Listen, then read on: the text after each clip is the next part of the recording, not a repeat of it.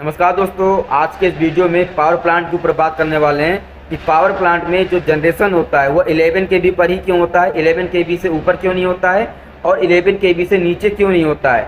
यह सब हम आज के इस वीडियो में देखने वाले हैं। और अगर 11 केवी से ऊपर कर रहे हैं या फिर 11 केवी से नीचे कर रहे हैं तो क्या प्रॉब्लम्स आने वाले हैं, क्या प्रॉब्लम फेस करने होते हैं, ये सब हम आज के इस वीडियो में कवर करने की कोशिश करेंगे। दोस्तों तो शुरू कर लेते हैं बगैर टाइम वेस्ट किए।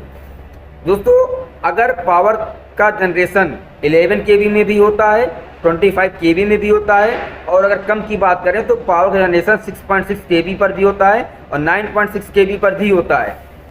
आपने ये देखा होगा कि पावर का जनरेशन तो 11 केवी में हो रहा है, लेकिन उसका ट्रांसमिशन जो होता है वो 11 केवी पर नहीं होता है, वो 132 केवी, 220 केवी, 440 केवी पर ही होता है। अब दोस्तों आपके मन में सवाल ये आ रहा होगा कि जनरेशन तो 11 केवी पर हो रहा है लेकिन ट्रांसमिशन उससे ज़्यादा पर हो रहा है।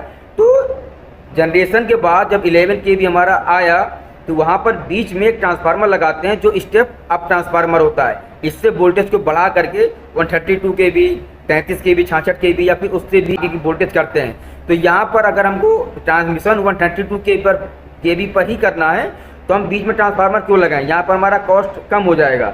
दोस्तों जैसे जैसे इसका रीज़न दोस्तों ये होता है कि अगर हम डायरेक्टली 11 केवी से पावर जनरेशन ना करके 132 केवी पर करेंगे तो जैसे जैसे हमारा वोल्टेज बढ़ेगा, जैसे जैसे जनरेटिंग का वोल्टेज बढ़ेगा वैसे वैसे जनरेटर का जो साइज होगा वो भी बड़ा हो जाएगा। ठीक है, क्योंकि जब वोल्टेज ज़्यादा होगा तो जनरेटर का साइज भी बड़ा हो जाएगा, और जब जनरेटर का साइज बड़ा हो जाएगा तो जनरेटर का दोस्तों साइज बड़ा होने पर जो उसका साइज होगा वो भी बड़ा हो जाएगा। अब यहाँ पर जो सबसे बड़ा प्रॉब्लम आने वाला है वो आने वाला स्पेस रिक्वायरमेंट ज़्यादा हो जाएगा वहाँ पर, क्योंकि जब जनरेटर बड़ा हो गया है तो वहाँ पर स्पेस ज़्यादा लगेगा, स्पेस उतना नहीं होता है। अब मान लीजिए कि अगर स्पेस का रिक्वायरमेंट आपका फुलफिल भी हो गया, स्पेस रिक्वायरमेंट आपका पूरा भी हो गया है, अब यहाँ पर एक समस्या दूसरा आने वाला है जो चैलेंजिंग होता है कि जनरेटर का साइज बड़ा हो गया, अब टरबाइन का भी साइज बड़ा हो जाएगा। वो इसलिए हो जाएगा क्योंकि अगर हम डायरेक्टली 132 केवी पर उसका जनरेशन कर रहे हैं तो जब जनरेटर बड़ा हो जाएगा, तो जब जनरेटर बहुत ज़्यादा बड़ा हो जाएगा तो उसको घुमाने के लिए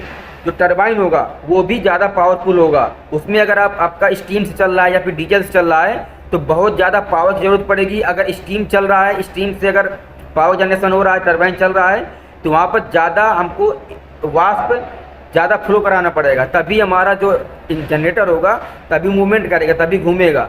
अब दोस्तों जो टरबाइन होता है, जो उसका आरपीएम होता है वो 7,500 से 8,000 आरपीएम होता है, लेकिन जो जनरेटर का जो आरपीएम होता है वो 1,500 आरपीएम होता है।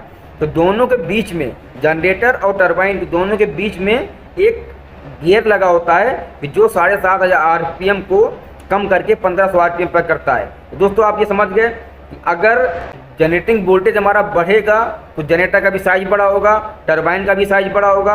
दोनों का साइज बड़ा होने से जो हमारा स्पेस होगा वो भी स्पेस ज़्यादा लगेगा। अब स्पेस कहीं कहीं पर कम होता है, कहीं कहीं पर ज़्यादा होता है। अगर स्पेस हमको ज़्यादा मिल गया तो दोस्तों वो अभी हमारा कॉस्टली हो जाएगा। यह सब 11 केवी का जनरेशन इसीलिए करते हैं कि कॉस्ट कटिंग हो जाए, हमारा वो ज़्यादा महंगा ना पड़े। अब अगर हम 11 केवी पर कर रहे हैं तो जनरेटर का साइज भी छोटा रहेगा और टरबाइन का भी साइज छोटा रहेगा, हम फिर उसको स्टेप अप करके वोल्टेज को बढ़ा सकते हैं।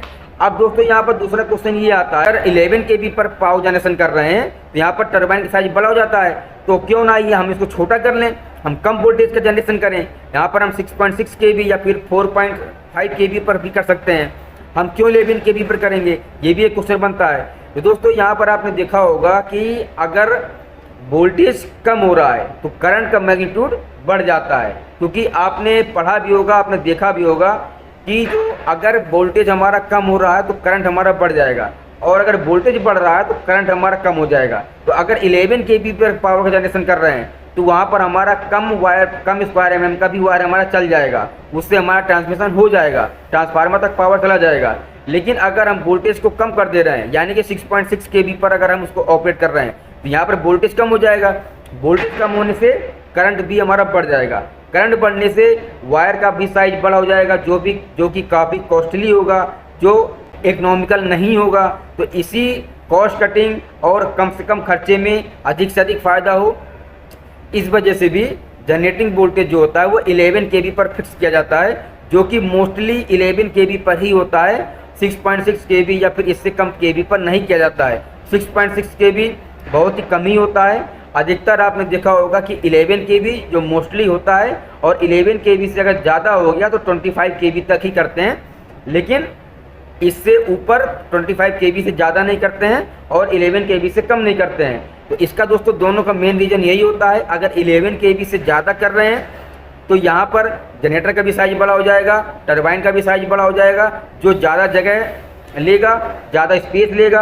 और अगर हम इसको वोल्टेज कम करके चला रहे हैं तो यहाँ पर वोल्टेज कम हो जाएगा, करंट ज़्यादा हो जाएगा। तो दोस्तों दोनों में ही नुकसान होता है, दोनों ही इकोनॉमिकल नहीं होते हैं। तो इन्हीं सबको देख करके कॉस्ट कटिंग एक फिक्स अमाउंट पे ये डिसाइड किया गया है कि पावर का जनरेशन हमेशा 11 kV में होगा और उससे ऊपर या फिर इससे नीचे नहीं होगा। तो मुझे उम्मीद है कि आपको इस टॉपिक से रिलेटेड जो भी कन्फ्यूजन होगा वो दूर हो गया होगा। अगर आपसे इंटरव्यू में पूछा जा रहा है तो आप बड़े ही इजीली इसको बता सकते हैं, कोई भी परेशानी नहीं आने वाला। दोस्तों मिलते हैं अगले वीडियो में, नमस्कार।